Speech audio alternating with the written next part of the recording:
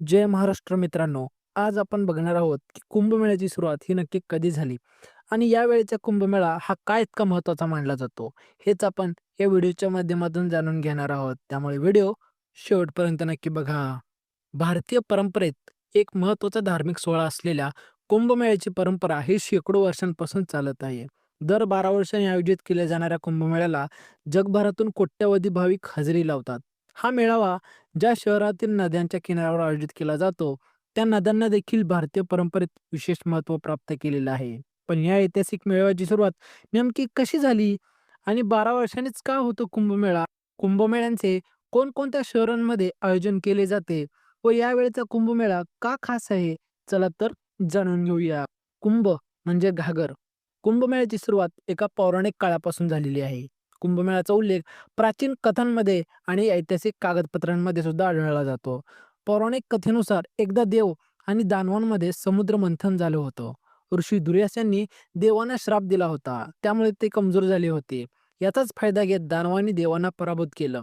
त्यावेळी देवांनी भगवान विष्णू यांच्याकडे मदत मागितली.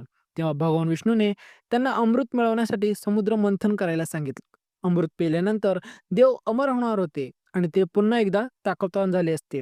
जो कोणी समुद्र मंथनाला जिंकेल त्यांना अमृत मिळणार होते. त्यानंतर देवांनी आणि दानवांनी समुद्र मंथन करण्यास तयार केले. या समुद्र मंथनावेळी देव आणि दानवांमध्ये अमृत प्राप्त करण्यासाठी मोठा संघर्ष झाला होता. त्याच वेळी अमृतातील काही थेंब प्रयागराज, हरिद्वार, नाशिक आणि उज्जैन या 4 ठिकाणी पडले. त्यामुळे या 4 शहरांमध्येच या धार्मिक सोहळ्यांचं आयोजन केले जाते. याचे महाकुंभ, पूर्णकुंभ आणि अर्धकुंभ असे 3 प्रकार आहेत.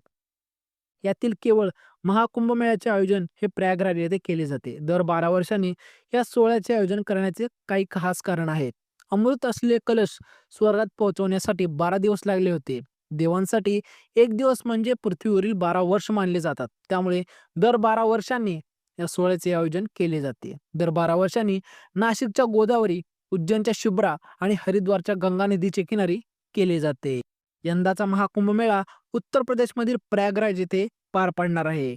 12 कुंभमेळ्याचे चक्र पूर्ण झाल्यानंतर एका महाकुंभमेळ्याचे आयोजन केले जाते. त्यामुळेच 144 वर्षांनी होणाऱ्या या वर्षीच्या महाकुंभमेळ्याला विशेष महत्त्व प्राप्त आहे. यंदा पौष पौर्णिमेच्या दिवशी 13 जानेवारीला या धार्मिक सोहळ्याला सुरुवात होईल आणि याचा सांगता 26 फेब्रुवारी म्हणजेच महाशिवरात्रीच्या दिवशी महाकुंभमेळ्याचा समारोप होईल. एकूण 45 दिवस हा धार्मिक सोहळा सुरू असेल. महाकुंभ हे फक्त धार्मिक गोष्टीचं आयोजन नाही, तर आस्था, संस्कृती आणि परंपरेचा संगम असतो. या मेळाव्यात लाखो भाविक हे आपले पाप नष्ट करण्यासाठी पवित्र नदीच्या पाण्यात स्नान करतात. तर मित्रांनो, हा व्हिडिओ तुम्हाला कसा वाटला? कमेंटमध्ये नक्की सांगा.